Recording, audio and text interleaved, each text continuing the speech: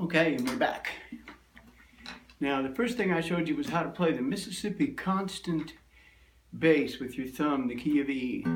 A lot of guys like to play it in eighth notes. You play 1, 2, 3, 4, 1 and 2 and 3 and 4 and 1 and 2 and 3 and 4 and 1. This is how you move that D7 shape I showed you. 4th fret, 3rd fret, 4th, 3rd, 4th. Now take it up to the 9th and use the A for a bass. 8, 9. Back to E. 4, 3, 4, 3, 4. B. Lift off the little finger. A. Here's a turnaround.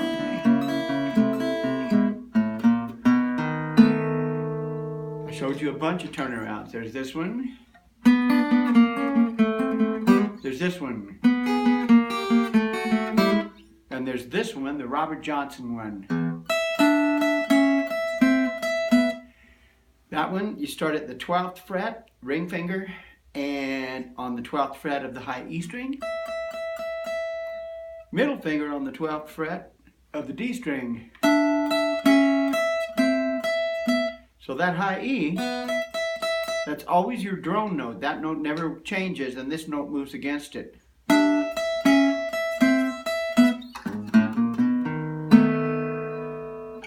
You can do the same thing in A.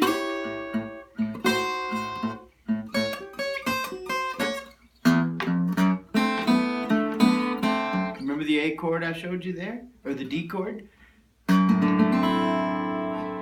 Very nice sounding chord. You take your middle finger, your second finger there, and you go. Then you play that, so you're at F sharp. A, D, ring finger down on the G at the 2nd fret, first finger down on the B at the 1st fret. And again, we get that nice big C7, 9. And you can lift that first finger off. Works really well. Now, the set of moving bass notes that I showed you in E, we're here, right?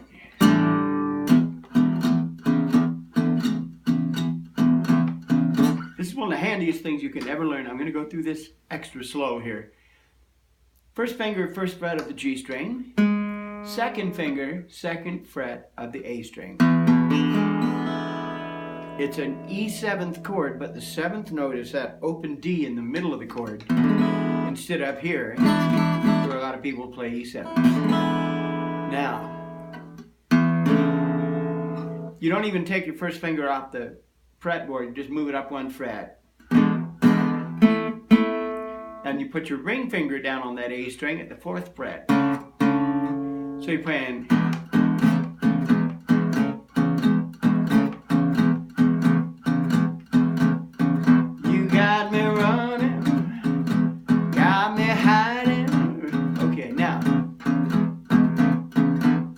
You can add a 7th to that, whether you want to do it every time, or whether you want to play everything root and 6 like that. But when you're ready to chord change, go. And in A, now that top one here in E, that's just another E7 shape at the 4th and 5th frets.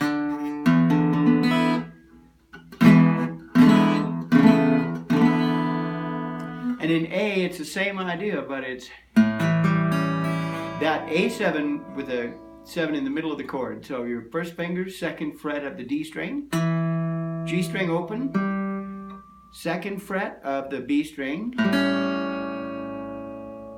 and the high E.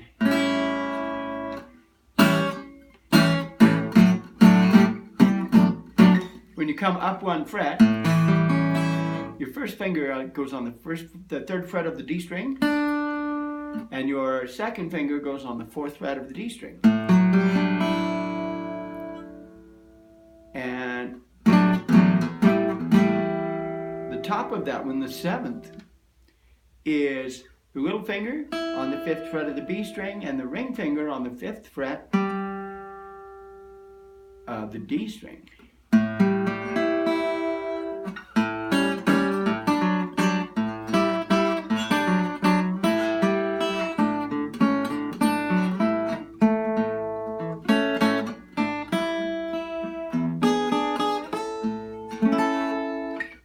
All kinds of applications for it.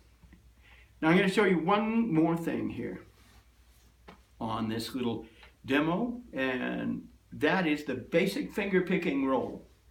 Now a couple of you had the idea of finger picking. A lot of people just grab stuff and pull it off at random and then wonder why their finger picking doesn't sound good. Finger picking needs patterns, and they can be stopped and started to accommodate a melody, but here's my favorite basic picking pattern for you to get started with in the key of C.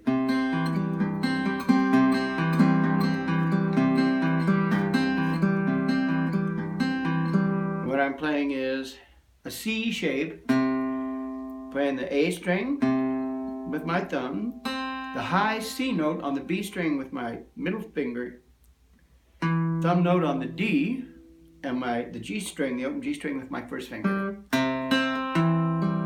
Now repeat that nice and slow a couple times.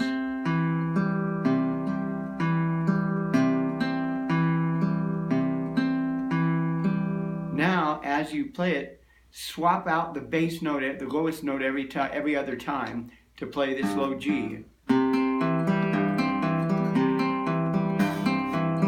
Now tell me how many country songs you can think of and country folk tunes that kind of pattern isn't the basis of, like riding on the city of New Orleans, or busted flat in Baton Rouge, headed for the train. I rest my case.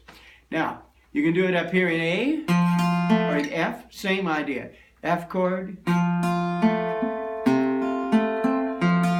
You've moved everything up one string, and you do the exact same thing. You play this F. You can play this F and not have to move that finger if you want, but your bass